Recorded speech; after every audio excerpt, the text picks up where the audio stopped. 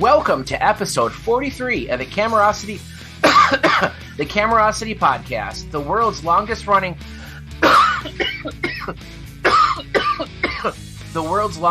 open source film photography podcast. My name is Mike Eckman. Oh no! Mike does not sound very good tonight. You think he's okay? Oh, look, he's slumped over. On board, we have a 45-year-old male, chief complaint, chest pain. Mike, speak to us. Oh my God. Is there a poke feature on Zoom? I think he's gone. Yeah. Oh no. I think he's dead, yeah. Oh man. Well, we better carry on. From the swamps of Gainesville, Florida, comes one of your Camerosity co-hosts, Anthony Rue. How are you doing today, Anthony? Well, I'm a little worried about my buddy Mike over there, to tell you the truth. And here in Yellow Springs, Ohio, it's international camera broker Paul Reibel. Filling in for Mike tonight would be Theo Panagopoulos. Hello, everybody. From sunny Sydney, it's Theo Panagopoulos. So welcome, everybody. I think we've got a great show on. All about Graflex and 4x5, minus Mike, but I'm hoping he might revive at some point, but it's not looking good at the moment.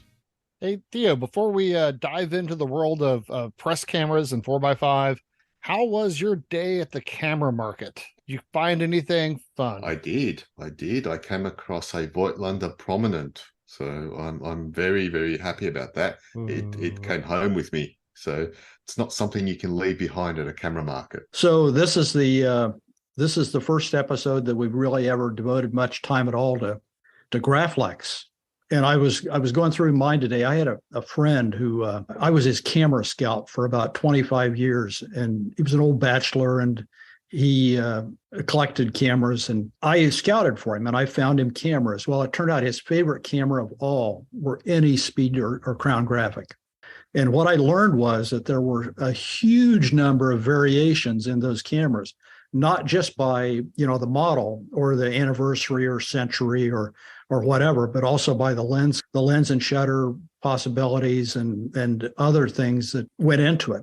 So unfortunately, he passed away about 3 years ago and left me his collection. So I wound up with roughly 50 or 60 Graflex cameras, and many of which I had already got him. So I had to find my favorite, and my favorite turned out to be a Crown Graphic with a top-mounted viewfinder. And the reason for it was that it was plastic rather than that funky leather over wood. I stripped it down. I took every single piece of it off that I could get off, like the flash bracket, the viewfinder with the little funky viewfinder that was on it, and made it into a field camera, which I still have and still use. Well, I'll say that just before the pandemic, I'd never shot large format in my life, and I never thought about shooting large format, and found it just to be incredibly intimidating. And it was Simon and the guys over on the Classic Lens podcast were like, just get a crappy press camera, go out there, spend $50. It may self-destruct, but it'll at least let you understand what it's about. So I went out and got a Burke and James press camera for $50, and I just kind of fell in love with it. It's one of those things where I'd always seen them, but did not understand them at all. And that was sort of my test bed to learn 4x5. And then I blundered into a super graphic. It was somebody that was selling one in in the original suitcase with 30 film holders that were all preloaded with like 20-year-old film that had like molded into place, literally with mold into place, and the flash, and it was like literally somebody's press kit from who knows how, 1965. I don't know. But to this day, that's all that I know about Graflex is that super graphic, because I find just the variety of cameras that are sold under the Graflex name to be bewildering. I wouldn't know a Century Graphic from an Anniversary, from a Crown to, and that's what I kind of wanted to do with this show, was to, because it's bewildering, and there aren't really great sources to go out there and find out more about it. So I was just hoping that we're going to get a lot of people talking about the different models, and that'll sort of help us understand what the Graflex universe is. Well, Graham would be the the expert on that. But, just to give you just real quick, what I distilled down to the bottom of the line was that a speed graphic camera will have a shutter, a focal plane shutter in the body. A crown graphic will not have a focal plane shutter in the body. And after you get past that, there are at least three different sizes: 2x3, 3x4, 4x5. And if I'm not completely mistaken, there's a 5x7 somewhere out there, though you don't see very many of them. Is that oversimplified, Graham? No, and it's really hard from our perspective in like current day, like 2023, looking back at this is 50 years worth of manufacturing history that's being condensed down. You're looking at crown versus speed versus century, and it gets really confusing to look at all from the current day perspective. But you're right on the money. They made 2x3 through 5x7, and in crown and speed graphic. Crown graphics weren't made until the pacemaker came out, so there is no anniversary crown graphics. There's just anniversary speed graphics, because back then you had the cycle graphic and other like studio cameras that kind of took over that crown graphic no focal plane shutter business. But everything with speed in the name before 1945 meant focal plane shutter. And a lot of that comes with, because you also have like there's the Kodak Speed, which is effectively a Folmer and Schwing focal plane shutter inside of a Kodak camera. But you're definitely not oversimplifying it by saying that it's a confusing mess when you look at it from today's perspective.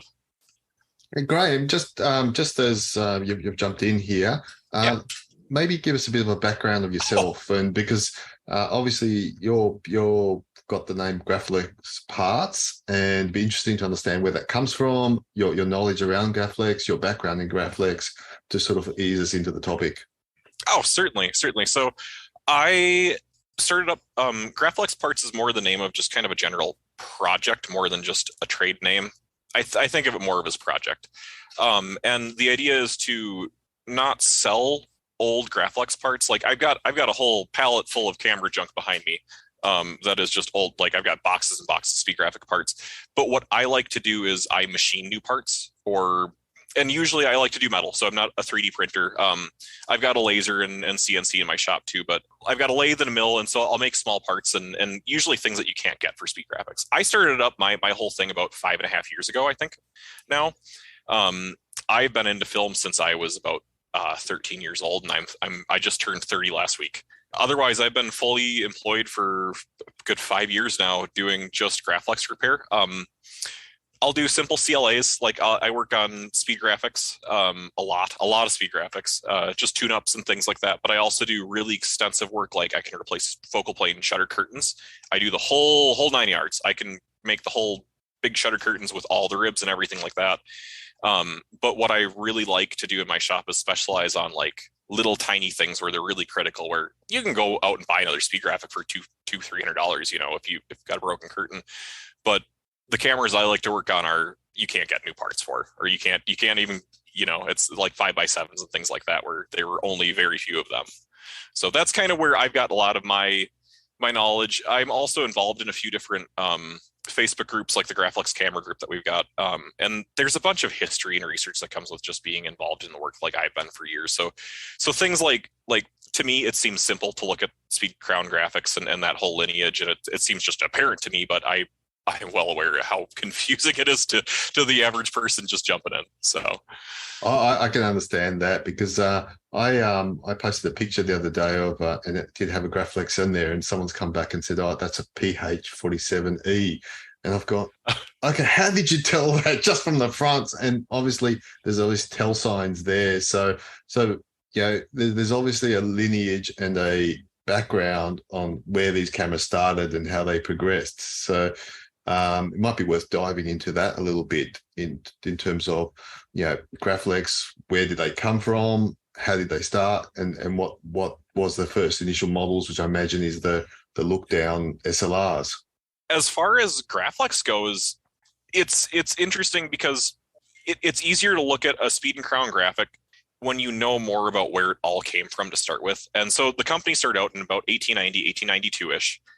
William F. Folmer, I don't know Schwing's first name offhand. I've been doing a different YouTube video today. That's a whole other work of history. But they started out in about 1892, and they were making initially gas lanterns like lamps and certain things, and also bicycles. So think stamping manufacturing, tubes, certain like production manufacture, or like large scale production, industrialization, late 1800s. And they immediately started to transition. They were getting enough orders for and requests for cameras because it was a big thing back in the 1890s to have a bicycle and go out and bicycle with a camera at the same time. So Graflex's first camera, or at this point, Folmer and Schwing Manufacturing Company, their first camera was the cyclographic, and it was meant to just attach to a camera or to a bicycle. You can find some great photos where it actually had a whole bag that was meant to go on bicycle handlebars, and it's super cute. But from that, they then immediately started extending themselves into the professional market, because you had all of the big wooden studio cameras, and that whole market existed. But around the same time, you have this whole booming of manufacturing going on in the European market and also in the Rochester area where Folmer and Schwing were originally located. And it's like 1892 to 1898, you have a bunch of different focal plane shutter designs come up at like one time. Everyone's got the next best idea. Everyone's trying to get a patent that's a little bit best up on this leg. It's different in this way. It's different in that way. And then finally in 1898, we see the first single lens reflex in the United States get built. And it's by, I can't remember the name offhand. There's a Graflex Historical Quarterly, I can't remember the name. But if you also, along with Graflex.org, look up the Graflex Historic Quarterly, which is like a small publication that a man by the name of Ken McHelf made. And it's amazing resource that will stand the test of time. And he's documented this. And so the first real single lens reflex was made by a guy who was just really into bird photography. And bird photography back then, you wanted to be able to see the image that you're going to take right away. You wanted to be able to compose and then collapse that mirror and be able to take the photo right away. And so he collected some ideas from friends that he had in the industry and made effectively the first single lens reflex camera. Well, this is 1898 or so, and William Folmer sees this and he's like, I need to have that camera. This is the next big wave of manufacturing. And they had also been creating, at that point, they had already created the graphic camera line, which were like more field cameras, but the graphic camera series was now the name that they were branding things under. And so in 1902, Folmer patents his patent for a single lens reflex camera. The mirror mechanism, everything goes above and beyond trying to write this patent out to cover everything. And he deems it the Graflex, the graphic reflex camera, or the graphic automatic reflex. Well, and then later on, a few years later, you have the auto Graflex, which is the automatic Graflex, because they decided to change their shutter. I believe William Folmer stole his first shutter patent and then quickly changed it by 1905. And so then that's the shutter that you have. That's the shutter that lived all the way up until the speed graphic, until, well, they came out with super speed graphic and killed the whole focal plane shutter line. But you have this same shutter, which is the long roll focal plane, where you've got multiple different apertures cut in a big long roll of fabric, and you wind it up to a certain point, you hit a release, and it drops that aperture in front of the film, and that's how you make your exposure. And they kept that same shutter design, tweaked it a little bit for some different designs, but kept that all the way through the speed graphics and through the Super D and all of those cameras up until the 60s.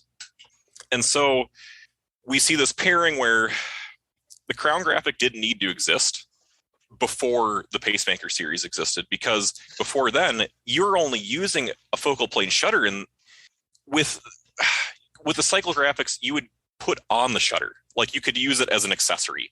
And so they actually made single focal plane shutters, which I know this is audio, but I'm holding up now on camera an 8x10 Graflex focal plane shutter, which is an enormous thing that I can stick my entire head through if I want to.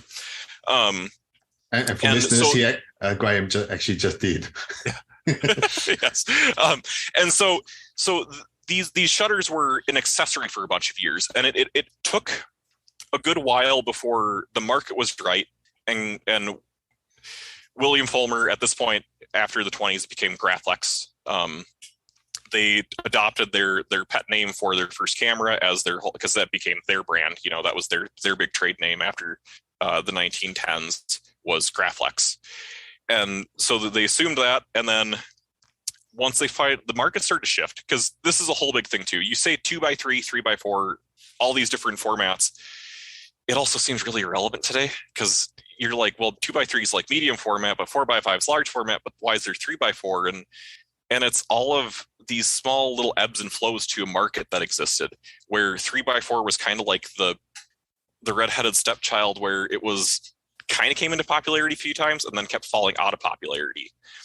It's a bit like 620 in medium format. It sort of came in but didn't really. Yeah.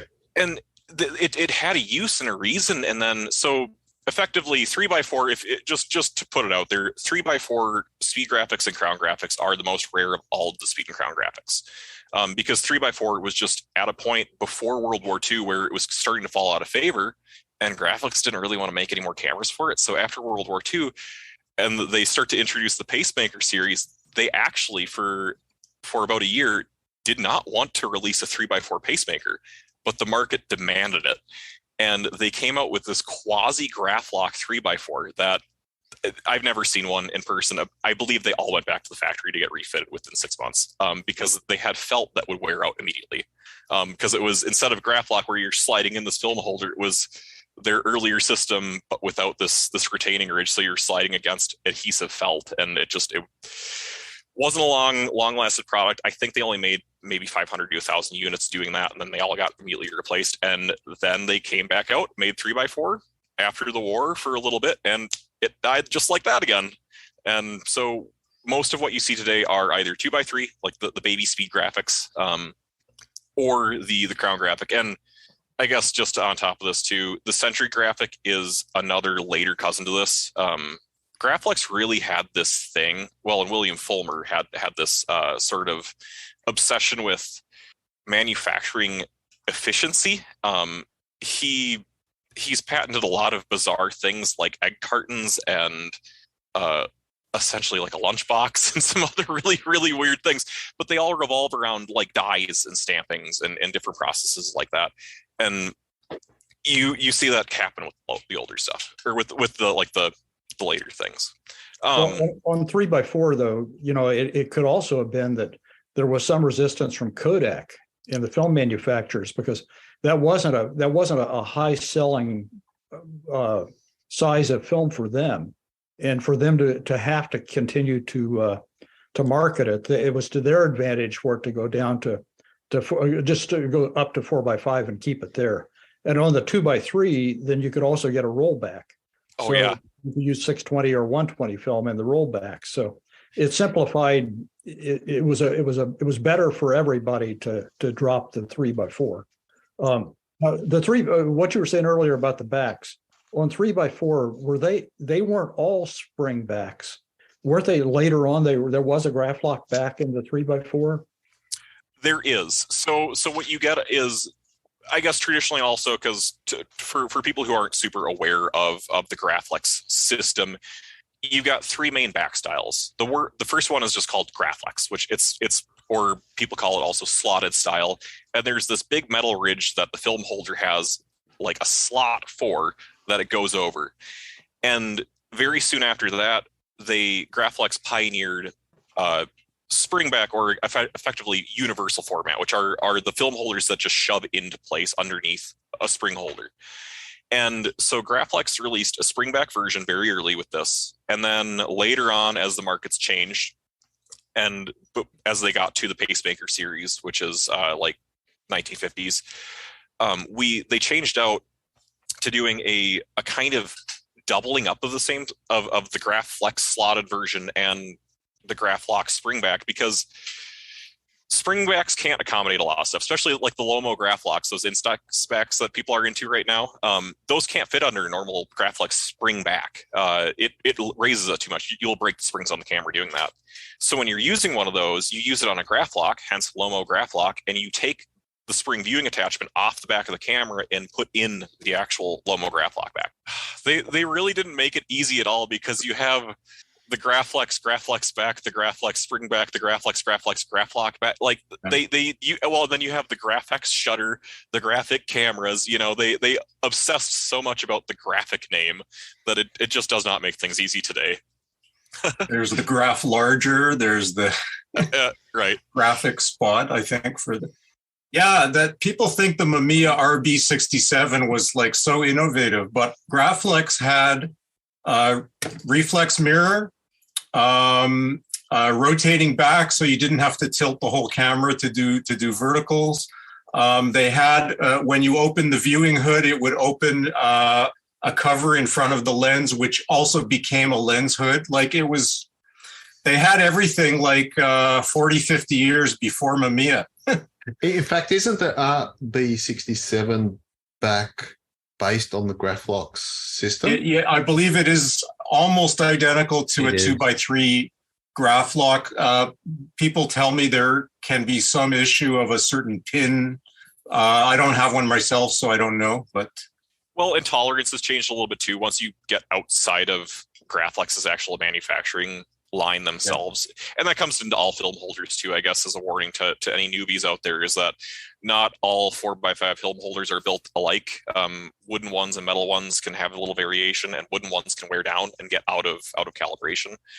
I think it's interesting too, because you have like the cameras with the automatic lens shades, and then you have a few other ones like lesser known single lens reflex cameras like the Compact Graflex or like the Auto Graflex. I saw someone on video had one of the, I think a 3A or a 1A Auto Graphic. And those cameras, my personal favorite Graflex camera is a 3x5 Compact Graflex, but it is also one of the most obsolete and unserviceable Graflex that's out there, because they decided to make a consumer version that you're going to go out, you're going to take land, because so the Compact Graflex comes in 3x5 like postcard format, and the idea was that you're going to go out and do like landscape photography and go take beautiful panoramas, and so they made it a very consumer hiking camera, not a professional servicing camera, and so they covered everything with leather. So if you actually want to get inside of one to do any meaningful work, you need to strip off a ton of leather, which I'll also warn people, don't go try and do curtain replacements on cameras unless you really gotta, I don't know, it's kind of masochism to try and make curtains. So, but. Well, with all of this history of Graflex, and the question of which ones are usable or which ones are not, Eric, you have the Folmer Schwing bicycle camera, right? I do have, and have used the bicycle camera quite a bit. What bike did you put it on? Well, the only bike I've had has been stolen. So no, yeah, it was a bummer. No bike with it. That was my plan actually, though. I got a bike, I got the camera, and I got a bike, and I was like, I'm going to do this. I'm going to go out and ride with this camera, because it's not small, but it's fine. Yeah. And then the bike was stolen, and it never happened. And I got cranky, and I haven't used the camera since. Oh no! Does it work? Yeah. Yeah. It has a big, like a huge honking focal plane shutter on the back of it. What size format is it, if I can ask? 4x5. 4x5. Okay. I say on my bike trips, I've actually used one of the aforementioned 3x4s. Oh, yeah. So I've done 1,200 miles from San Francisco to Tucson with a 3x4. Oh, cool! Wow, what a strange glutton for punishment is also what that is known as. That is great. And then Pham, you were holding up one of the View reflex cameras, right? Auto Graflex 5x7 SLR. This big baby right here, that's the size of my chest, basically. Yeah. Hold on. Let me stand up just for to have a little size. Just gauge how big this thing is. Yeah, that's basically the height of my entire chest. That's amazing. And yes, it's a Graflex, so what you see is. What's the viewfinder like? Is it bright? Can you get a really good view through it? Well, I have a f3.5 lens on it right now, so I've actually shot this in very dark and cramped concert arenas and venues. So I see fine right now, wide open at f3.5. It's suitable in almost any occasion. It's amazing. I have to ask that. And then I saw a 1A, which I'm super curious about. Sorry, camera nerd here. But for the 5x7 shooting concert photography, like, did you have a media pass, Or you just sort of like traipse through security with this like camera literally the size of your torso, be like, oh, don't mind me, it's going to the rock show with this ginormous box of film. Yeah, it was for an artist named Sudan Archives, and she was actually on Jimmy Fallon's show, I believe last month. And it was through a mutual friend who helped me get the media pass in order to bring this thing into the concert. And I was using this not only in the backstage, but I was also using it while I was in the crowd itself. So you can imagine like just being bashed around by the audience left and right while holding this thing, taking photos. Did you just take like HP5 and push it to like 3200 or something? Yeah. So I use a 400 speed Folmer pan, 400, and then I pushed it 30. So I meter everything at 3200, and then I pushed it in. I believe I use Ilford's. I don't know how to pronounce it, like microfreen or microfen. I think it's microfen. Tomato. All right. Well, so that's what I used to push the film. And I mean, photos came out, and I actually made a reel on Instagram for it. I do plan to post the series of photos next week. So on my Instagram, I'm going to actually post the individual photos themselves so everyone can start viewing them. But in terms of, so someone made a comment. It was like, oh, did I just carry this in and just let me in? So funny story. There was a private event at Sammy's Camera in Hollywood, and I was holding one of my smaller Graflexes, not this big one, but I had a smaller one, and I was doing street photography. And there was this guy I was talking to on the sidewalk, and he was like, oh yeah, come over, we have a party or something. So I go to Sammy's Camera, and they were like checking everyone's tickets and IDs and stuff. I don't know what was going on. I guess they thought I was part of staff or something. So with that camera, it was a 3x4 Series D. I just waltzed in without being asked or carded or anything. And it turned out to be a event with the Cinematographer Society. And there was like directors from Hollywood and cinematographers. And one of them was named Dean Cundy, which is cinematographer for a lot of our favorite movies back in the 1980s. And he worked with Steven Spielberg. And yes, I was talking to him, and I was like, can I take a portrait of you with this camera? And he's like, hell yes, I want a portrait with that camera. So I love having that. I love having a Graflex just because like it's so inviting to people. Not only it's something that's so different, like who's this person using this camera from like the 1920s, but today? And I don't know, it just makes everyone excited to get a photo from it. And I haven't received a single no from anyone I've taken a photo of. I actually met Abil on the bottom. He just waved his hand. I actually met him in Seattle, and I'd taken a great portrait with this big giant camera. So I've been traveling around with this thing. I've been meeting people. I've been asking strangers for portraits, and yeah, it's quite a journey with this thing. It's a passport. I mean, you walk in anywhere with that camera, and they know that either you are very serious or you're crazy. So you can basically go anywhere you want to go and do what you want to do with it. We would be remiss if we didn't mention a street photographer who does portraits in New York City, Luis Mendez, who uses a pacemaker with 2 or 3 flash heads and instant film, I believe. And you have to barter with him as to the cost of your portrait. I haven't been, but apparently if you go to B&H in downtown Manhattan, he's often outside there, and you can get a portrait done. Yeah, I've even heard of him from down here in Sydney, actually, that he's quite famous in that respect. Someone did a series on him for at one point, a series of pictures of him, and apparently that's quite rare, but that must be quite amazing, shooting street photography with a camera like that and instant film. That's pretty that must be a pretty locked in process. Yeah. So Graham, of these pre-speed graphics, the view cameras, the SLR cameras, are they viable to keep up and running in this day and age? I mean, I know this is your business is to make parts for these things, but are they sort of a reliable investment if one was, if one has the opportunity to pick one up, or is it a case with, as I find with, a lot of cameras, even from the 50s, that just deteriorated and just are not really usable as cameras anymore? That's excellent. So the first thing I'd like to say is that I don't think these cameras should necessarily be considered an investment, because there's so much that can happen with the market. They're not like they're going to accrue value or keep value like gold. The market could completely tank. The market had tanked totally in the 1980s, 1990s. There's a good few people around, like you got Jeffrey Berliner from the Penumbra Institute, who did a lot of his collecting back in the 1980s and 1990s when these cameras were worth absolutely nothing. No one wanted any part of them. Digital was on the rise. Formats went to 35 millimeter, and large format you didn't care about unless you were a commercial photographer.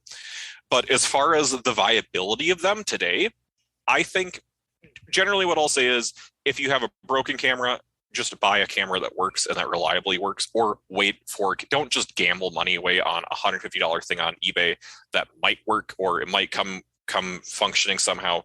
Wait for something that's got a functioning focal plane shutter on it, something that's tested, it's going to work. Because as you keep exercising something like that, and I think people in like the I know the shoe collecting industry, like people who collect Nikes for their hobby, have realized this, that you can't just leave rubber to sit for 20 years without being touched. These things need to go through work and elasticity. Like otherwise their structure just completely breaks down. So people have pairs of shoes that are 30 some years old that have rubber that is great because they've been wearing the shoes every few months for a bunch of years. And there's people who have left these shoes on a shelf for 25 years and you just touch the rubber and it falls apart. And it's the same thing with these Graflex shutters, because they're made from, it started out being a silk-based fabric that was rubberized on one side, and then it became fully impregnated, rubberized on both sides in the 1950s. But it's a rubberized fabric, and the rubber does break down. It will decompose, and there are people, you'll hear people will have dry shutter curtains that are like wrinkly, crinkly, look like an absolute mess, and people are like, just soften it, just spray it with some lemon pledge, spray it with something, it'll soften it. And it does. That does work. And I believe the active ingredient is an emulsified silicon agent that works itself back into the rubber and softens it. But what you get when you try and soften a dead curtain is you open up millions and millions of pinholes throughout the whole curtain. You stretch open all of these cracks because the rubber was decomposing, and so is the fabric of the curtain. So the one thing to stress through all of that is buy a camera that works. Otherwise, you're going to buy 4 that don't work before you get to one that maybe works, which is usually how it goes. People are like, I'll just gamble. And then you've got 6 speed graphics and one of them has a good shutter in it. And then you've got 5 parts cameras sitting around that aren't doing anything. As far as that, you say the bellows are, the ones I've had, I've never had problems with the bellows as opposed to a lot of European folders where the bellows really, like Agfa folders, the bellows just fall apart. That comes down to some really key manufacturing decisions that Graflex decided to make early on. And part of it's the leather outer. When you get to there's a lot of funky synthetics and different rubbers that the European market tried to use. And I don't know if that's totally just how manufacturing trends work. You also have World War I, World War II that comes over the top of things in Europe that we don't think about in the American market here with Graflex. It's like, well, the war happened and sales skyrocketed. It's like, okay, well, the war happened for Mentor cameras and Mentor nearly shut down for like 10 years. I think what we need to look at is some more recent cameras like the pacemakers. The newer the camera that you're going to buy, the more reliable it's going to be. And that comes with some of the decisions that Graflex decided to make along the way. Their older curtains, if you go back to actually the 8x10 shutter that I was holding up before and sticking my head through, the original curtain that came on it was a very, very old, like circa 1908 version of shutter fabric. It was thicker than their actual standard that they moved to. It had some other decisions that went into what they were doing when they manufactured it, and it aged terribly. But as they started to move on, there was a period like during the late 1920s, 1930s, where, this will be for the people who really know Graflex, Series Bs, a 4x5 Series B notoriously has a really bad viewing hood on it. It's a very treated lacquered leather, and it's like plastic. It is absolutely like plastic, and once they start to dry out, they just tear. And so you'll go to just gently collapse the hood on the camera, and you'll just punch your fingers right through the sides of it. Whereas on the Series D, they chose a little bit different combination of materials, a little bit more. Some of them are vinyls, but they just made different conscious decisions about what they were doing at a certain point. And I think that's also why Graflex ended up going into combat, both in World War I and World War II, and then through the Korean conflict and beyond that, is you had these manufacturing consistencies that the U.S. government was looking for in a product for themselves. You know, Graflex went through far less work to make their cameras combat ready than a lot of firearms manufacturers in the day made to get their guns purchased by the U.S. government. So I don't know. I just wanted to throw it out there that we've talked about the reflex Graflex cameras and the graphics, the press cameras. Graflex also made another kind of camera, which was a view camera, very early monorail. I thought it was maybe the first monorail, but somebody on the graflex.org site corrected me. But they made a series of cameras called the Graphic View. This is a Graphic View 2, has movements that tilt from the center, which is considered somewhat superior. But this is an excellent camera that's perfectly usable today. It's got pretty much all the movements you want. It's very sturdy, and it looks nice. It's got the nice snappy red bellows and the sort of Art Deco sort of touches in the aluminum. I love it. So Graflex had their hand in everything large format. Mario and Julianne. Julianne is a Graflex shooter. Yeah, a baby shooter, meaning I'm not very good. Are you shooting the 2x3s or? Not well. I have two 2x3s, but I like the 4x5s better. Are you shooting sheet film on the 4x5s or using roll film? Paper. Oh, you're doing paper. Okay, cool. Very cool. Yeah, she cuts her own paper just about every morning. She does a couple of shots before anybody gets up, and then she develops them.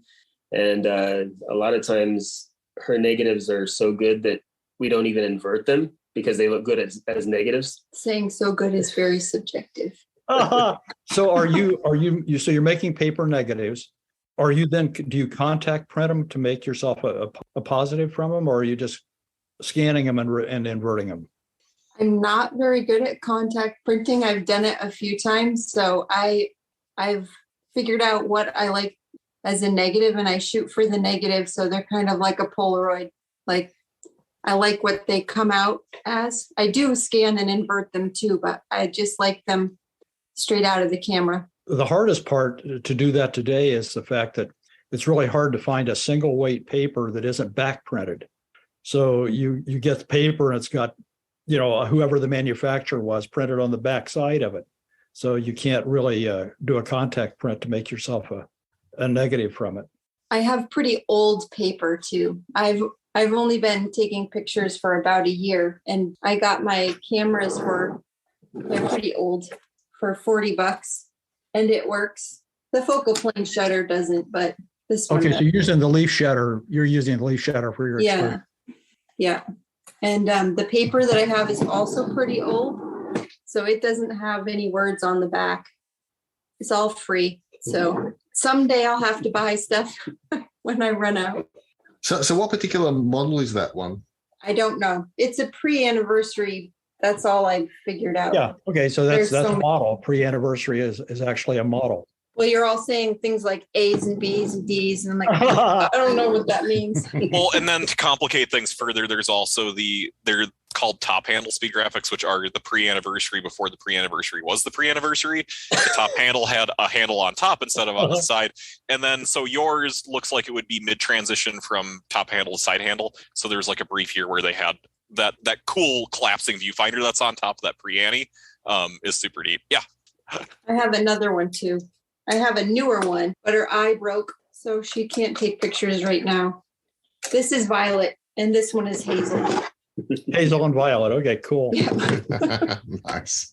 Fantastic. Yeah, it's a lot of fun seeing her. She started basically with medium format and went right to large format. And now she's really itching to go to 8x10. So we'll see. What they look like, kind of like that. I like the paper, and you don't have to be in the dark to develop it. And I don't like being in the dark. So I try to do only either ortholitho type film or paper, so I don't have to be in the dark. You can also use, if there's this accessory, the Lomo Graflock back, which allows you to use modern instant film, Fuji Instax wide. It's not quite 4x5. It's more like 2.5 by 4.5 ish. But it's nice, and it allows you to shoot color relatively inexpensively and experiment. Is the Lomo Graflock basically an update of the old Polaroid 4x5 insert that you would use? You would use it in any 4x5 camera, and you would insert a sheet of Polaroid film. Is it?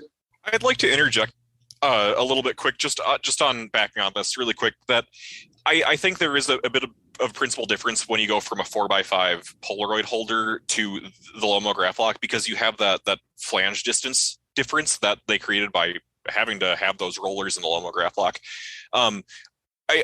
We forget it now, but there's a lot of professionals were using for Polaroid film as proofing for actual images, because that whole exposure latitude is so tight and it's so high contrast, so I think we lost it a little bit, that people aren't using it as a proof anymore, but I think it's better than ever that we have Lomo Graflock again.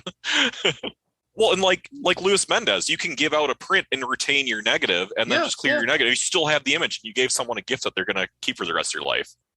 I think we're just making people very sad that that's not available anymore. Fresh. We can reminisce.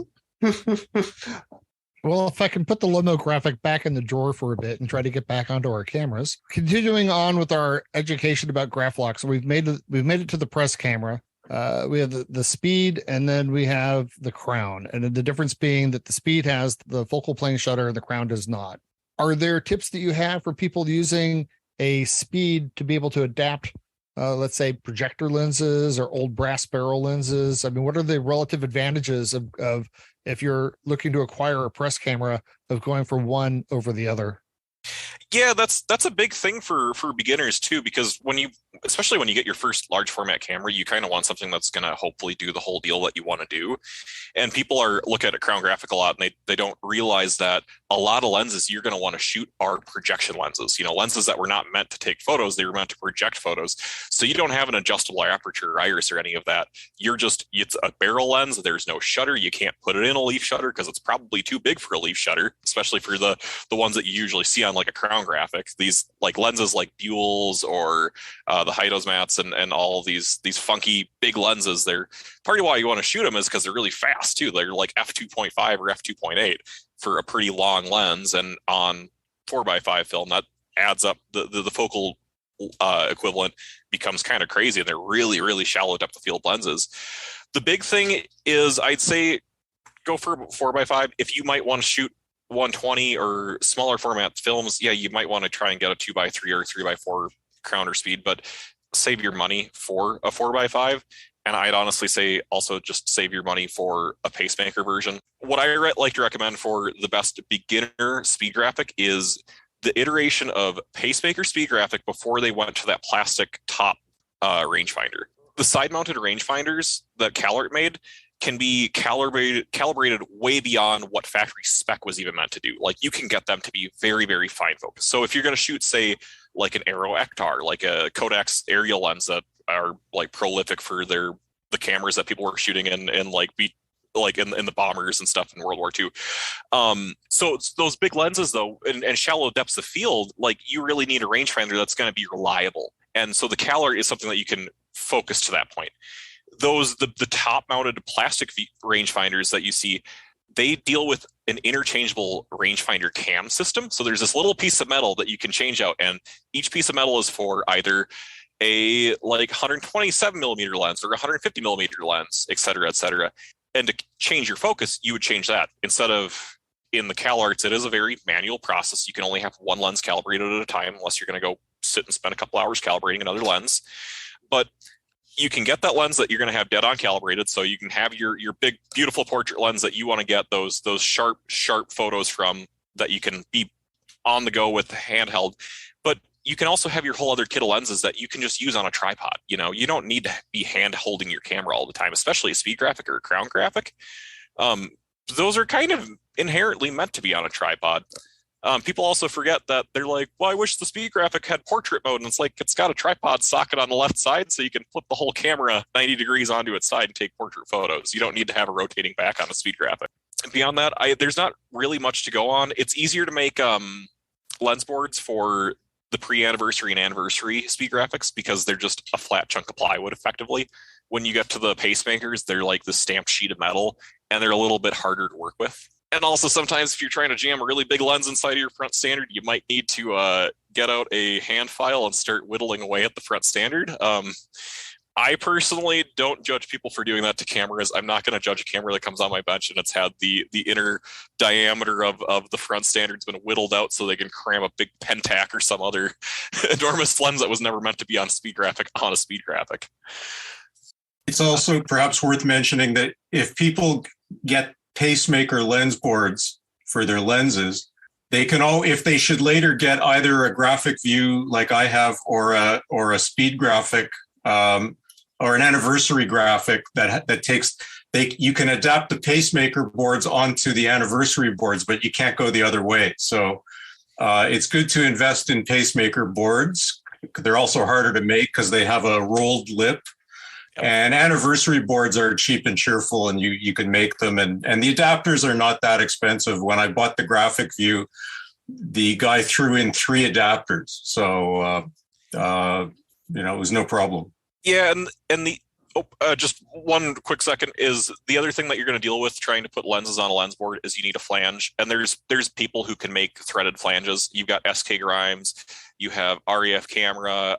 I don't really like to make flanges. It's not really what I'm set up for in my shop, but there's a lot of people that make flanges. And that's the other thing you're going to need is you got a board, you need something to actually hold the lens to screw the lens onto. Also, 3D printing's a thing, and there are groups that are really into this right now. So, well, you really only need a flange for an adapted lens or a very heavy barrel type lens.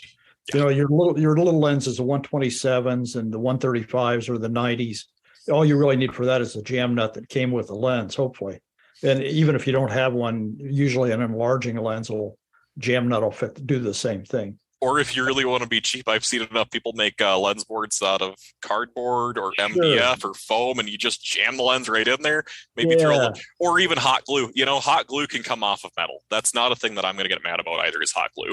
But if you're not adapting, I mean, this is a Schneider lens here. That just fits in the hole, doesn't it? You don't actually need to put any of the flanges or anything. Well, you need a retaining ring on the back of it, which it has. Yeah. Yeah, to hold it in place. I mean, that comes with it. At that point, you just need a hole in the board. So, and you have the Copal or Comper shutters are different. Copal 1, Copal 0, 1, 2. Then you get into the Acme shutters and the Ilex shutters, and they're all different sizes. I would say though, if you do luck into finding an Aero Ektar, they're 178 millimeter f2.5. They are a massive piece of glass and metal, and there are some aftermarket.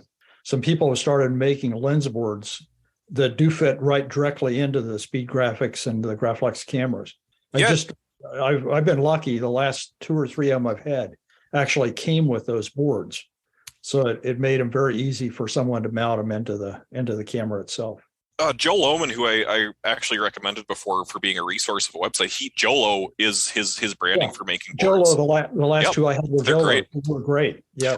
I don't know how active his manufacturing is these days. He might be out of stock. I think he's concurrently out of stock sometimes. Also, another great resource that we have right now is a lot of the eBay sellers who make or sell lens boards for Graflex cameras, like Speeds, whatever.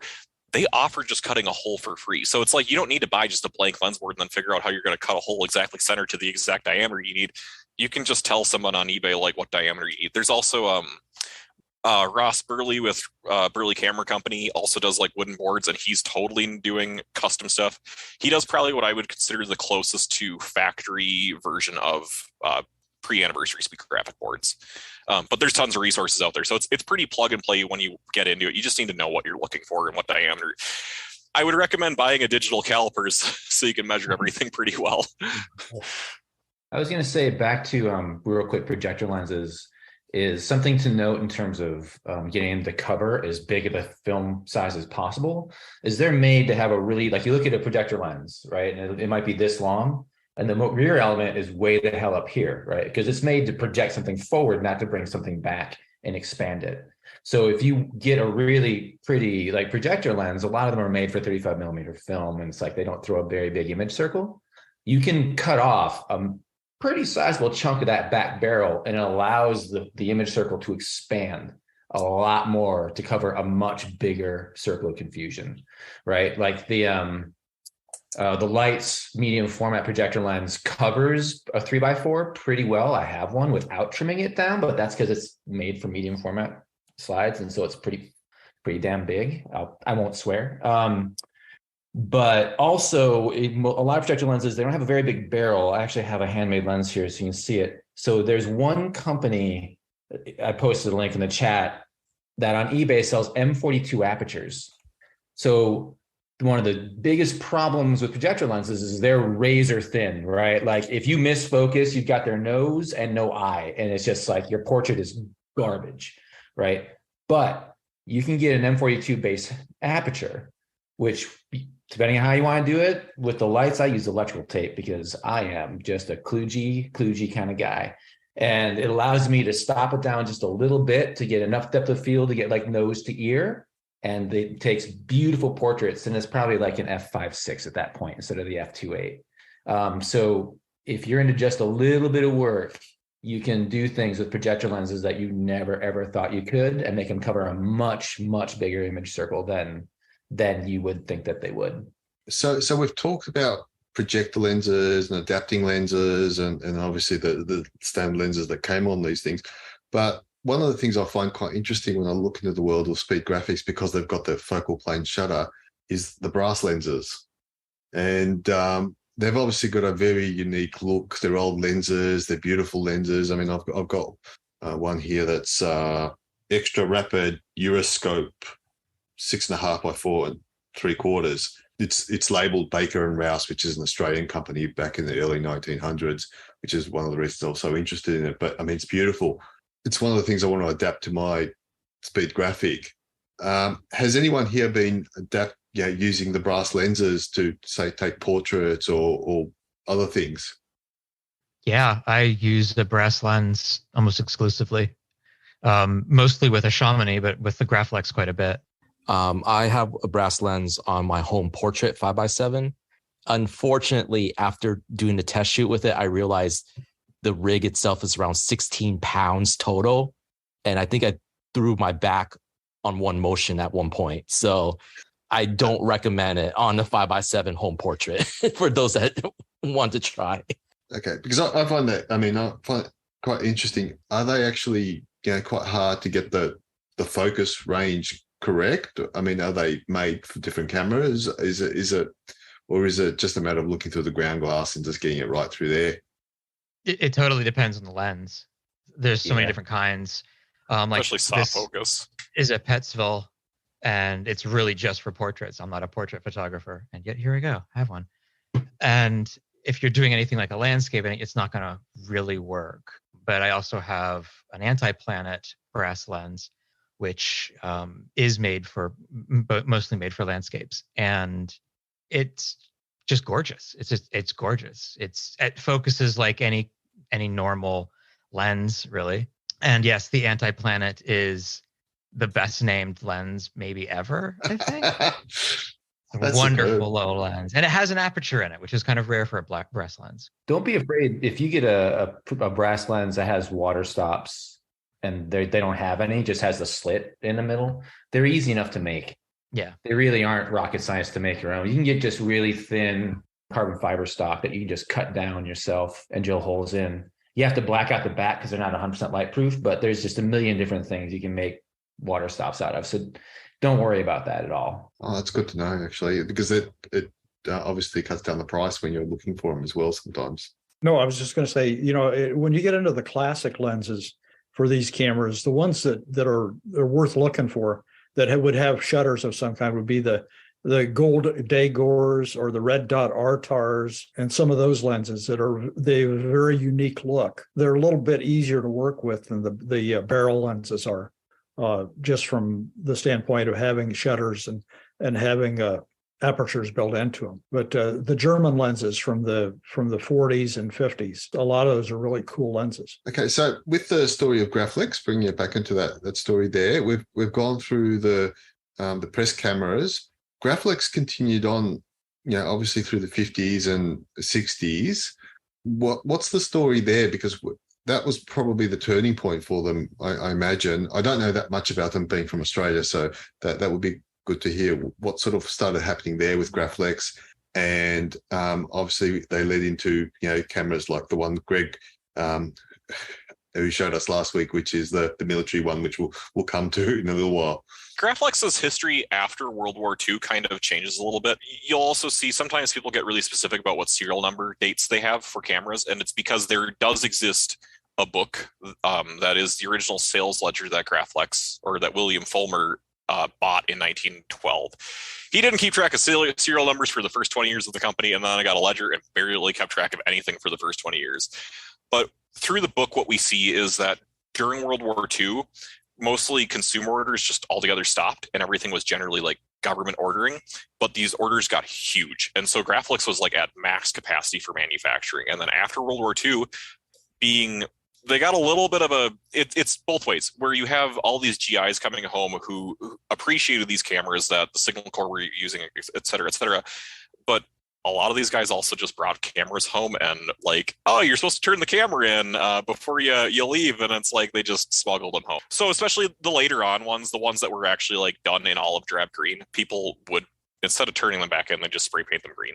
But that's after World War II. But so you had them entertaining government contracts. They got back into doing public market after like 1945. They could, which especially I know, I think someone posted in the Facebook group that they have a wartime speed graphic, and the wartime speed graphics, famously, they did not do any plating or any chrome or anything on them for the war effort, of course, and they blacked out everything on those cameras. And so they came back, they got to start re-nickel plating everything. They came out with the Pacemaker series. It's like, this is the new version of the speed graphic. They thought about trying to make a rotating back on the Pacemaker. They realized it wouldn't work and keep the same profile of the camera as they wanted, so they're like, let's just do the Pacemaker. It introduced with just a side-mounted rangefinder. Soon enough, they put on a top-mounted rangefinder.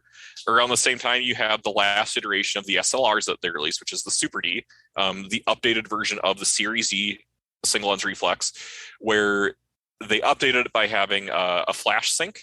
A flash sync that doesn't work with strobes. It only works with flash bulbs, but also an automatic diaphragming lens. So when you would release the mirror to release the shutter on the Super D, it then will release the iris, which is under spring-loaded tension. So you get like depth of field preview, and then you can disengage it to actually take the photo. This is like all before everything that happened with 35 millimeter. Once we leave that, we get into the 1960s, and Graflex kind of does a little bit of a shift here. The teams that were around for a while kind of start, I mean, you got to think, there's employees who had been part of Graflex for 30, 40 years at this point, and some of these people need to start retiring.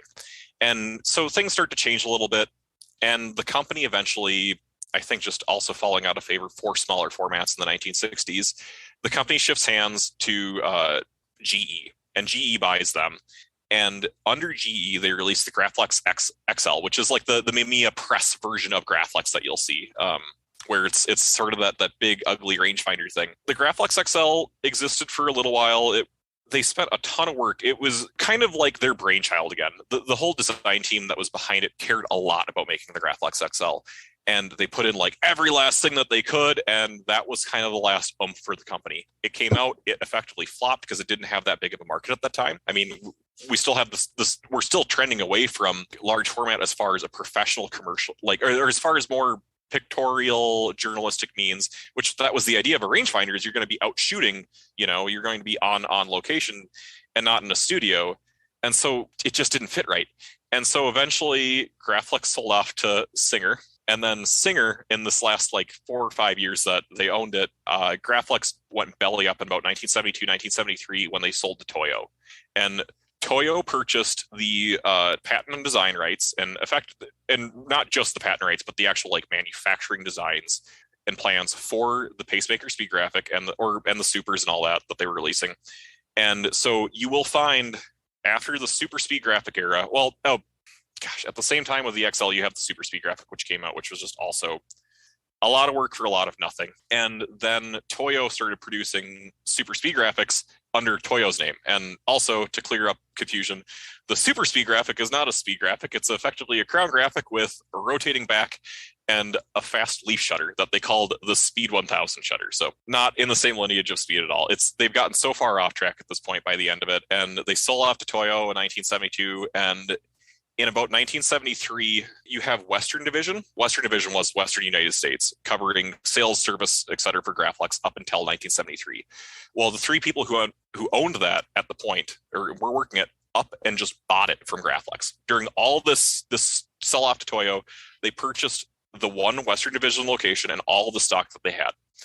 And they continued doing service for about like the next 13, 14 years. And at a point, I think they ran low on stock. They had a guy from outside of things come in, and he was like, literally me in the not literally me, but someone in their shop or garage in the 1980s was sitting turning springs out on a lathe, doing all these replacement parts for Western Division, keeping up the exact same lineage that existed here. And so you have this part stock that the Western Division owned, and that ended up changing hands a couple more times. Someone bought it with intentions to start up repair, didn't do anything. Going back to post Graflex here, though, when we're on like the last legs of this, there is a part stock from Western Division from the 70s that's floating around hands now, from private stock to private stock. And eventually a man by the name of Fred Lustig purchases this stock, which is a bunch of camera bodies that were never sold. I think he ended up selling off stuff, but then boxes and boxes of screws, original, all of this and that parts. And Fred Lustig was the last real Graflex mechanic.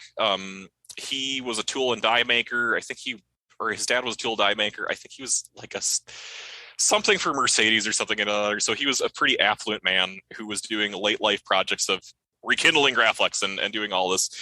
And he had a bunch of good projects in mind, and he ended up passing in, I believe, 2010. And on his passing, he ended up selling, or his widow sold off a large amount of his part stock and whatever they could afford to John Minix.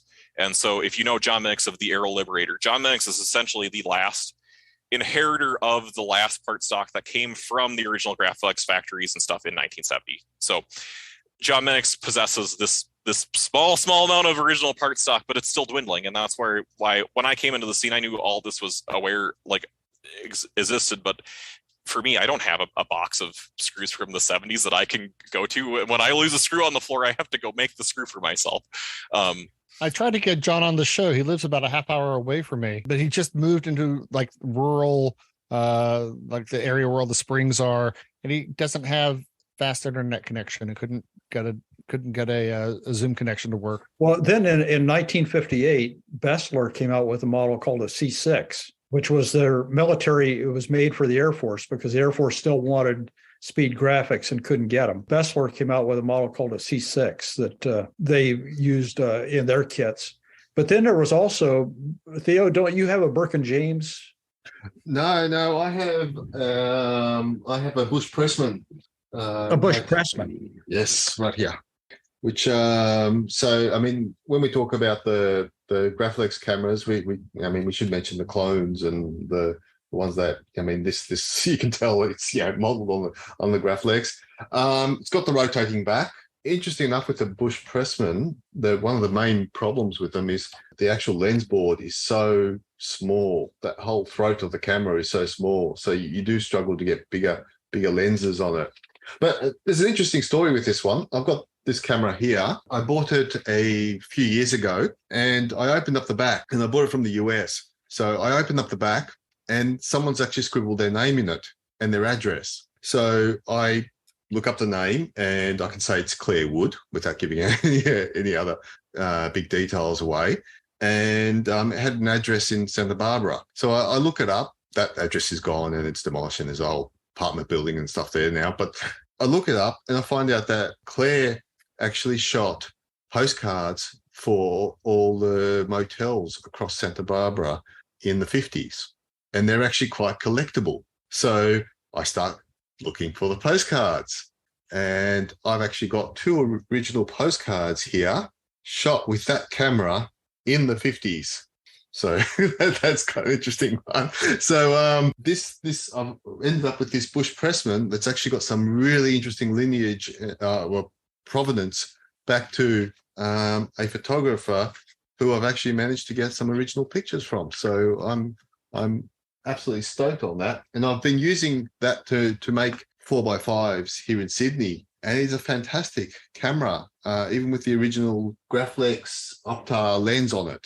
And I guess that's something to sort of consider with these cameras too. They've been around for a long time and they've seen a lot of things. And I've got the PH47E I mentioned earlier, and that's actually got the military red stamp on it as well. So that's obviously gone somewhere. And it'd be late in the war because I think that's the 44, 45 model. But it's obviously gone somewhere. It's been deployed. It's taken pictures of something quite interesting. No, it's probably just inventory or something like that, but it's still quite interesting.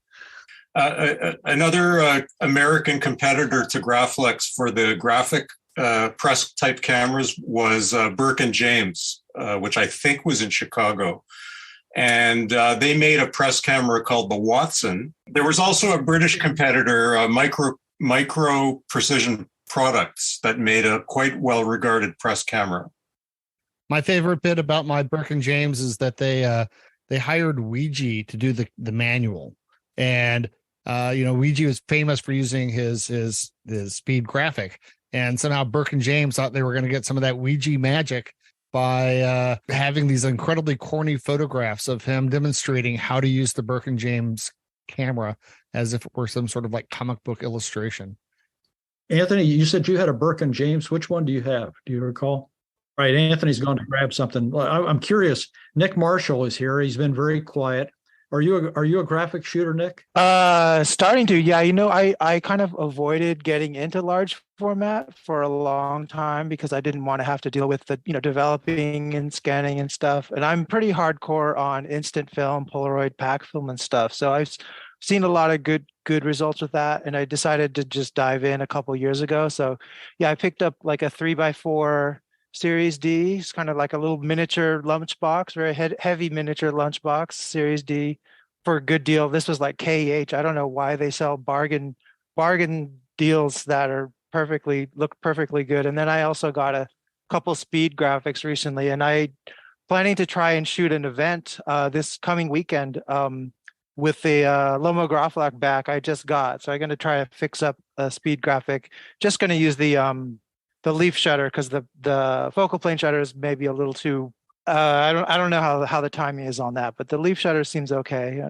Definitely planning on using the. I got a 4x5 speed graphic here. I'm going to try that with the Lomo Graflex coming up this week. I got to just fix up a couple things, make sure the rangefinder is all aligned and everything. But yeah, it looks. Cool. Which lens is on that camera? This one is it's called it's a Wallensack 135 f 4.7.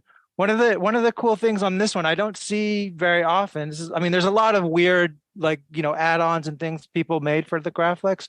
This one has it's called the Wallensack Sunshade, which is basically like a lens hood that clamps onto the lens, but there's like a little arm that reaches down and grabs the aperture lever on the bottom.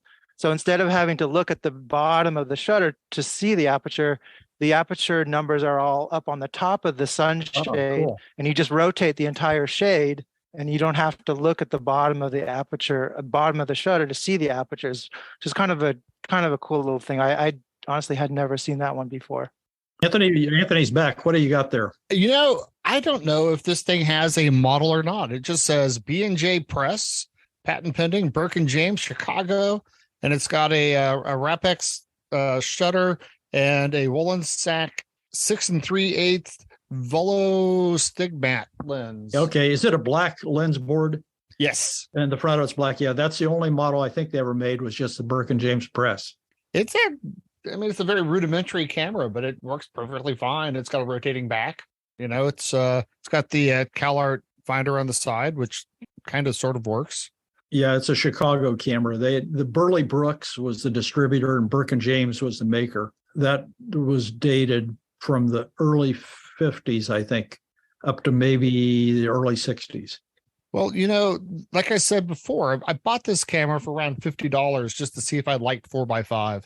And, perhaps we can use this as a segue because, I wanted Jess to come on. I wanted Eric to come on to talk about, there's more about shooting these cameras than just getting the cameras and shooting them. You want to actually use them as cameras. You're going to learn what it takes to shoot and develop these cameras or these films. So I just wanted a few perspectives because it's intimidating. I mean, it's a big learning curve. There's a lot of like old archaic parts and a lot of crotchety old guys with a lot of opinions. But as far as coming up with like a battle plan so you bought your speed graphic, what next? So I was hoping maybe we could touch upon that. I mean, for me, the first thing, of course, is I didn't know anything about film holders. Went online, went onto eBay, bought a bunch of really crappy, beat to hell plastic film holders that all had light leaks. And it took me a while before I actually built up a library of 15 or 20 film holders that I could trust. But then, of course, the bigger issue was, as somebody who had only developed 120 film and 35 millimeter, is where do you even begin in this day and age of home developing 4x5, and what are the best techniques, and what are the I'm curious to find what other people have found to be useful. So I personally use a Jobo system, and I use their extension drums, and I cobble up this Frankenstein. Like when I would do 4x5, I use a CPP2 processor, which has a bigger motor, by the way, so it can handle a lot more fluid, up to 1,000 milliliters. And for 4x5, I would do 18 sheets at a time, and then for 5x7, I would do 12 sheets at once. Wow. You could do that with the That's all I can say to that one. Just don't do that with the smaller Jobo, the CPE2. Don't do that. You'll burn out the motor. But for the CPA and the CPP, yes, they have a bigger motor, and you can do that. And I actually opened one fun tidbit. I opened one up once to fix it, and the motor was actually a car window actuator. So it was the same motor that was used to control car windows. So that was a fun fact to find about. Oh, a good setup to start developing 4x5, I think, is the Stearman press tank. It's a very small, I think it's less than $100, and it allows you to do 4 sheets at a time, and it uses very little chemistry. It's super easy to use. You don't have to fiddle with it in the dark. So I think that's a very good starter one.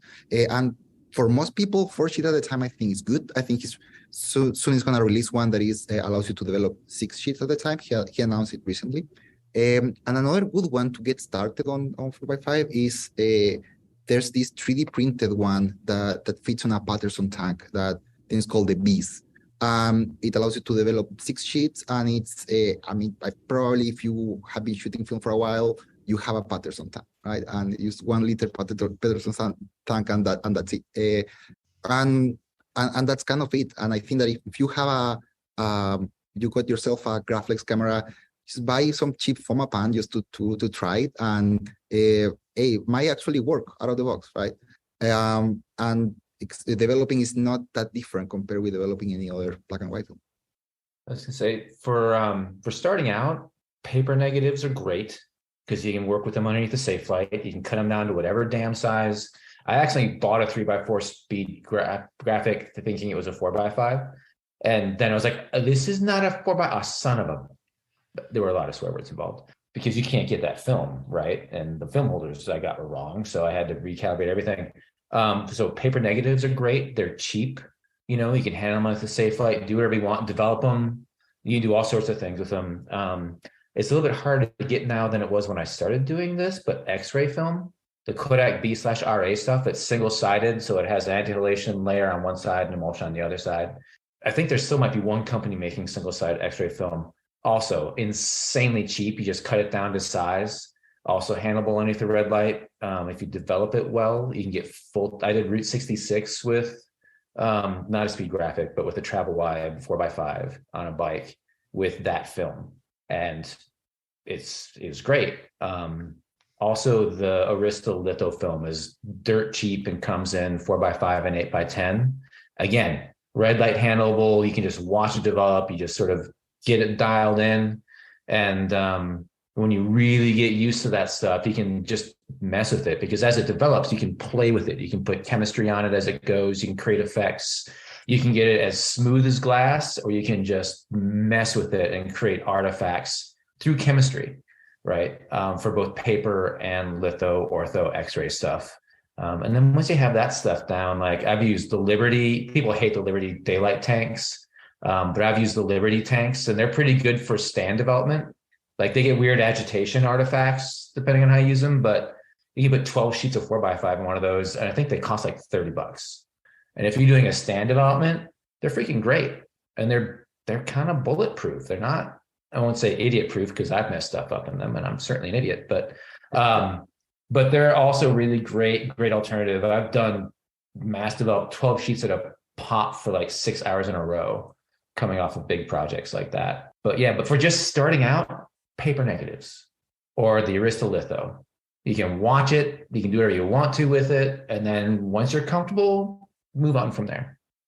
I've been shooting the Cat Labs 100 film, the stuff they just recently started shipping, and that's worked out real well. Jess, what are you shooting? Are you shooting any?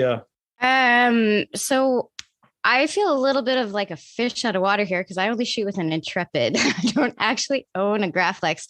But other than that, for film, I've been experimenting with Ilford HP5, because that's my favorite black and white film, and some Kodak XR, because that's my favorite color film. And I think I got like 3 sheets in on the black and white stuff and just jumped right into the color. It's not cheap, but I absolutely love it. So I've been having a lot of fun with that. So you're using the 4x5 Intrepid? 4x5, yeah. 4x5 Mark V, yeah. Jess, I do have to say, I did comment on one of your photos. I think you wrote a story about the trees and their significance. Yeah. And I just thought that shot was absolutely gorgeous. Oh, thank you so much. I do remember seeing your comment. I hope I responded. Yeah, you did. Okay, good. Our bodies turning back into the dirt. And right. Yes.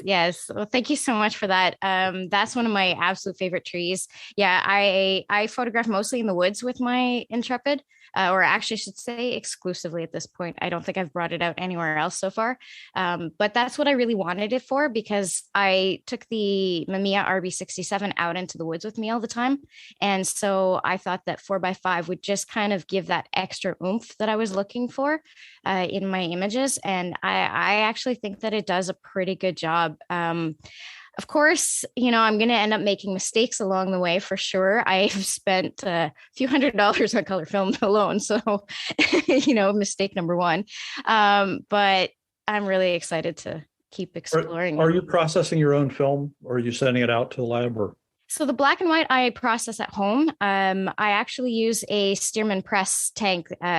Eric gave me the heads up on that one when I was starting out, because I wasn't sure how to get started, if I should use an insert in my Patterson tank or not. And he suggested the Stearman press. So I said, okay, I'm just going to get that and not even fiddle around with anything else. For color though, right now I still have it dropped off at my lab in Montreal, because I've never done color development before. I know it's easy. I know it's not necessarily supposed to be more difficult than black and white or anything. I just haven't actually taken the jump to start doing it. And I have very limited space. So all my space is for my black and white chemicals, which, because I'm a little bit of a control freak, I don't like having my black and white developed by other people. So that takes up all my space right now, but I do eventually want to actually process my own color so that I can make it just that much cheaper to shoot in 4x5. So Jess, is the Intrepid going to supplant the RB67 as the greatest camera ever made? I doubt it. Honestly, I doubt it. That is just my absolute favorite camera. That thing is going to the grave with me. But the Intrepid, it already has a really big place in my heart, though. It's just a fantastic camera to play around with. And I am really enjoying using it. And it's a little bit lighter than the RB. So that's also kind of a bonus for it. I don't know. Maybe ask me again in a few years once I've had a little bit more experience with the Intrepid, what I think at that point. As of now, no, the RB is still my baby. I will say that if you all haven't seen them, Jess has been publishing on YouTube the sort of winter series of her taking photos out in the woods around her farm. And I highly recommend, I don't watch a lot of YouTube videos from different camera people, but I do watch all of Jess's, and it's really delightful to watch her process as she's walking and framing and then showing you the results. And it has been quite impressive to see your taking to the 4x5 as well as you have. Yeah, it'd be great, Jess, if you could send us your link to your YouTube channel. Yeah, we'll sure. put it in the show notes so everyone can see them. I'd love to see them too. I don't have a Stearman press tank, but a friend did give me a Combi Plan tank, which I assume is somewhat similar to the Stearman tank. It has Paul, you know about this. You said it was this from the guy that imported Rolly? Yeah, HP Marketing was the importer for HP for Combi. And what's interesting about it, it has this sort of crystal plastic insert that you can dial in for different sheets. And so I also the other sheet film camera that I love shooting is my Voigtlander Bergheil, and it doesn't really fit on any of the other tanks that I have. I've got the Mod 54 insert, and I would try to taco them in here, and they'd always come loose and cause issues when I would develop. But with this Combi Plan, you can literally just shrink down the size of the slots that it goes into, and it's got a little guide that they feed into. And I did 6 sheets the other day, and they came out just perfectly developed. It's a really cool tank. Also, Jess, one thing to look out for, I had a friend that gave me 100 sheets of Ektachrome 4x5.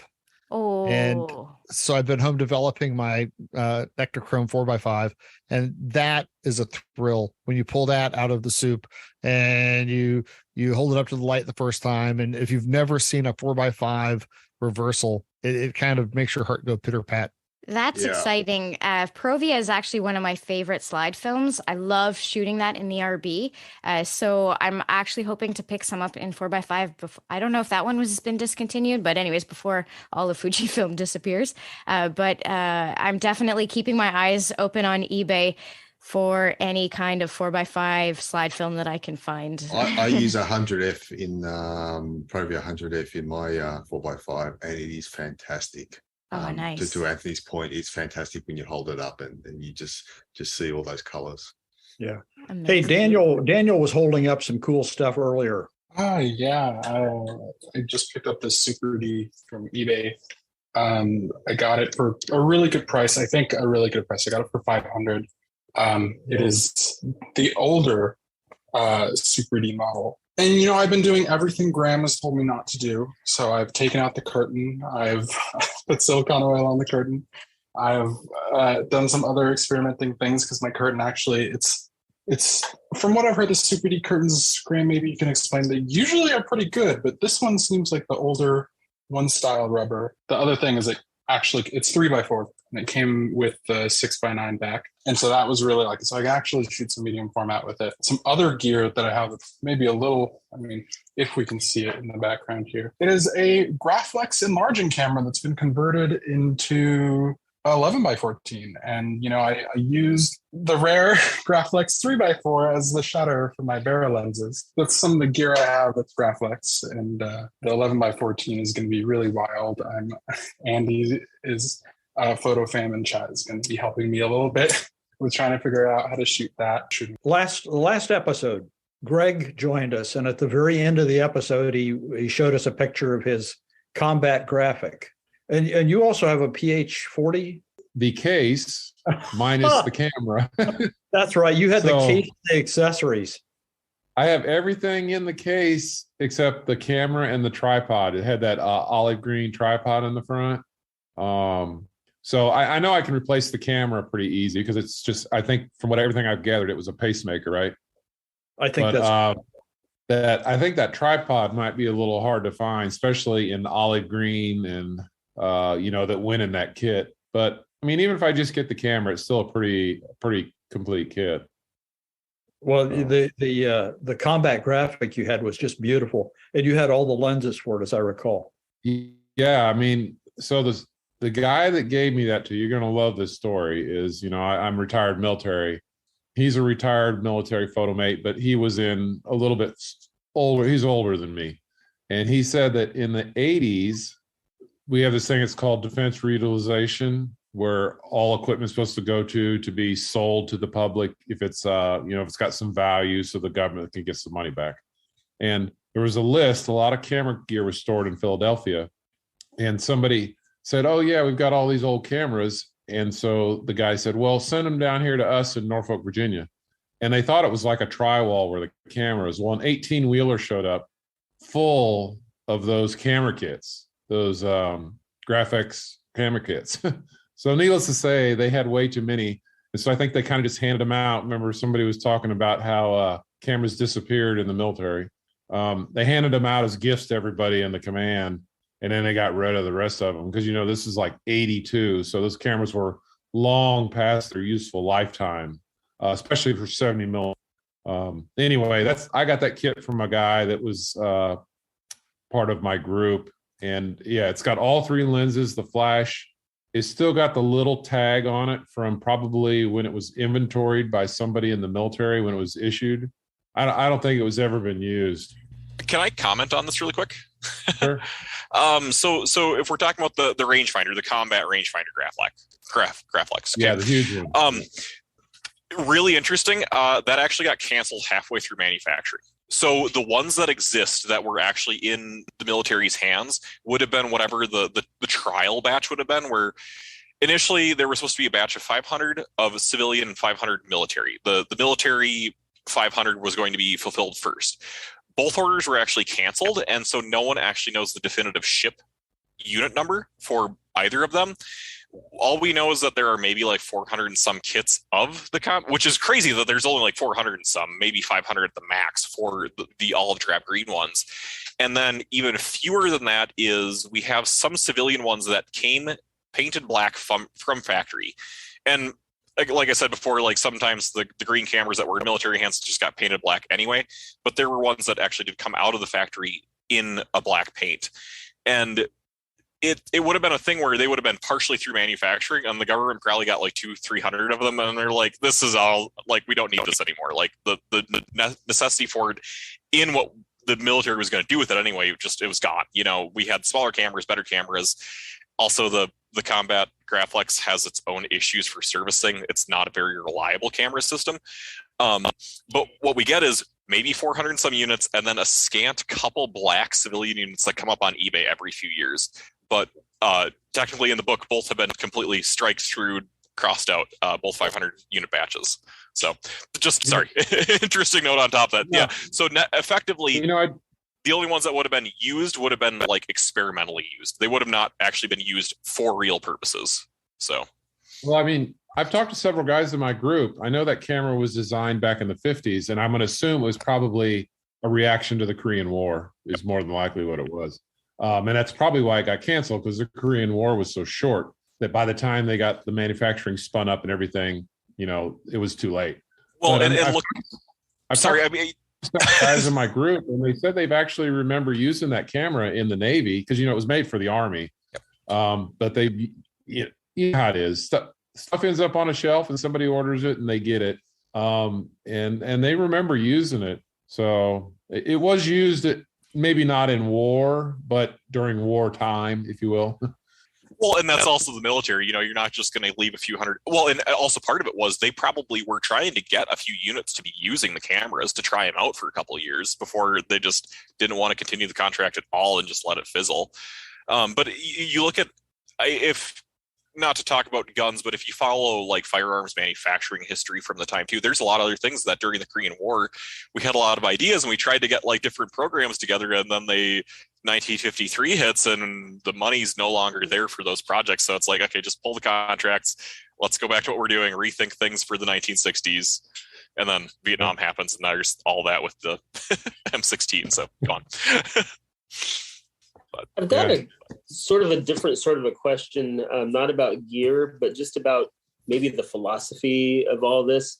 I know it was mentioned earlier that like back in the 80s, the Graflex 4x5, all, large format was going out of fashion and people were kind of ditching them hand over fist.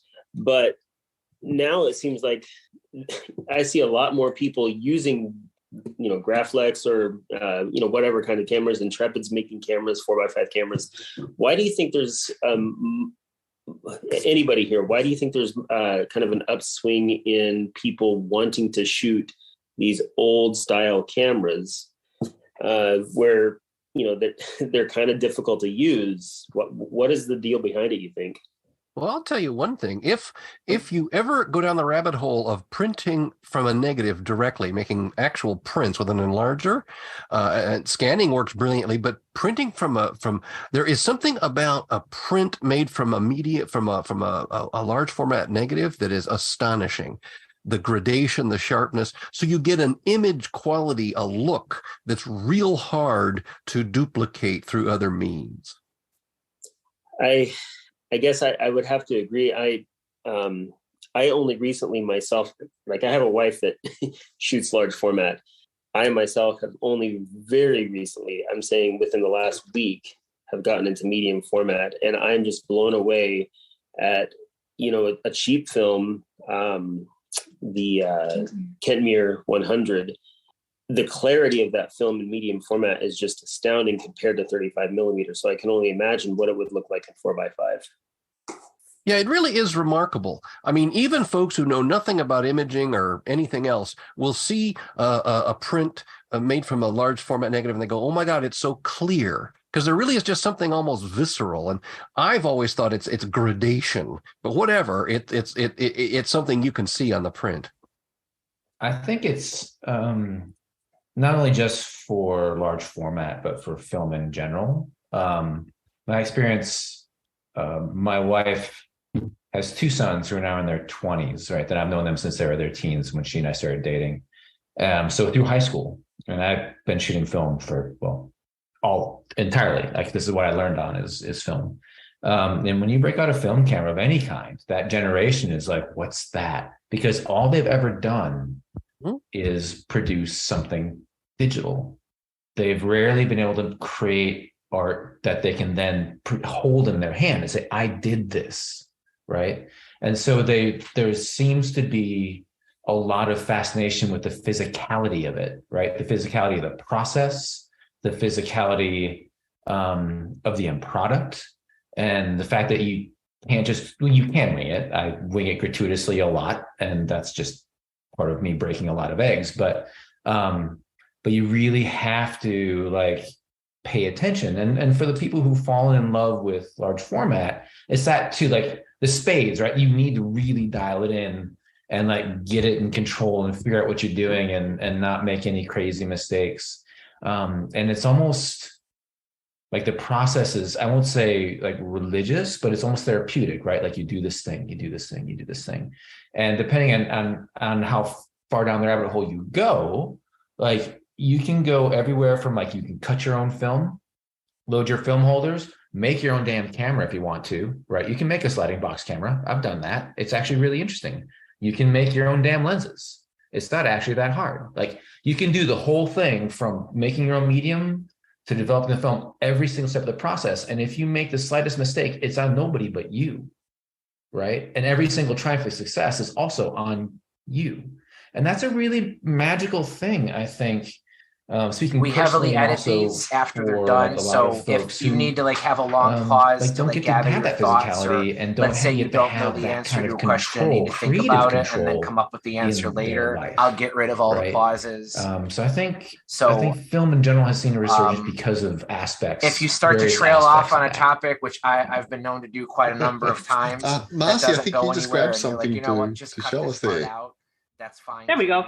So yeah, this one, we have a big camera show out here. The Puget Sound Photographic Collector Society has one every spring. And whenever I go, I don't need to buy anything. People give me stuff all the time. But yeah, this is a 4x5 that somebody made, but they gave to me. Another person gave it to me. We don't really know exactly where it came from, but it takes some facts there.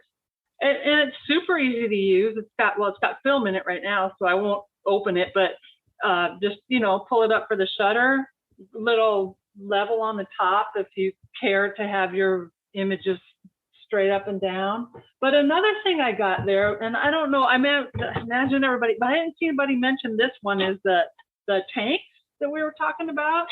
This is an old Bakelite one, and I use this all the time. They just slide in. Does anybody know what I'm talking about? Yeah, that's a Yankee. I have. Okay. That's the one I mentioned. The cool thing about those, they're actually adjustable. They'll adjust down to 2x3. Yeah, it goes 3x4, 4x5. You can use them for all kinds of things. I really like it.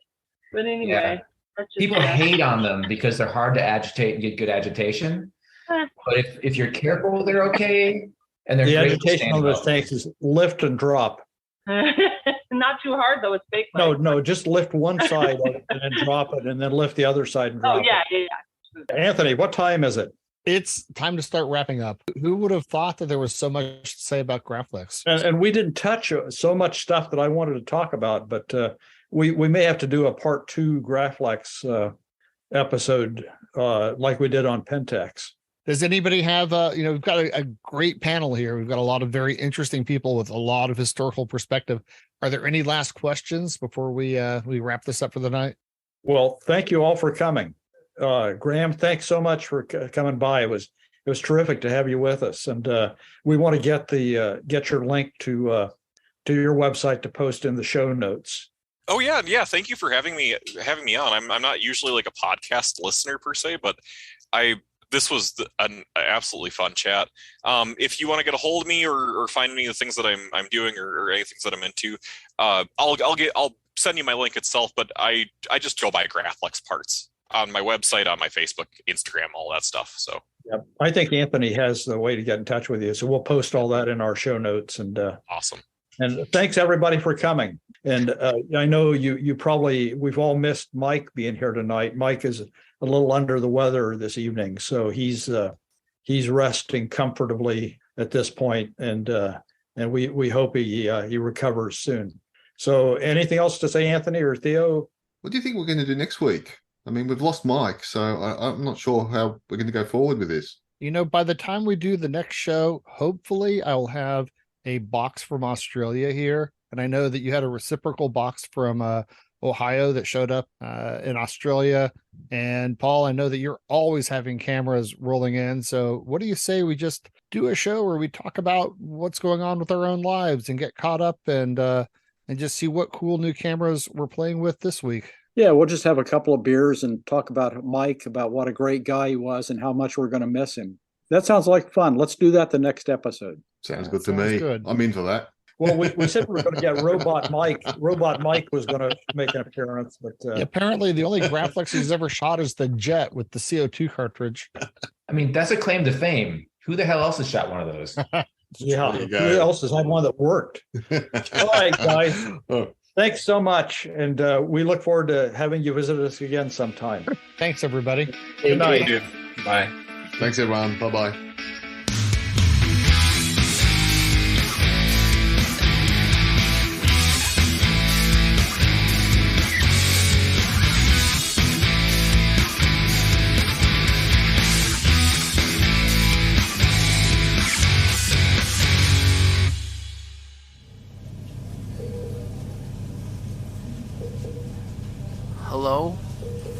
Hello? Guys? Paul? Theo? Anthony? How did I get in the hospital? We're supposed to be talking about Graflex right now, aren't we? Where's my camera bag at? I had my Contax 1 and my Kodak Medalist in there. Oh man, those guys.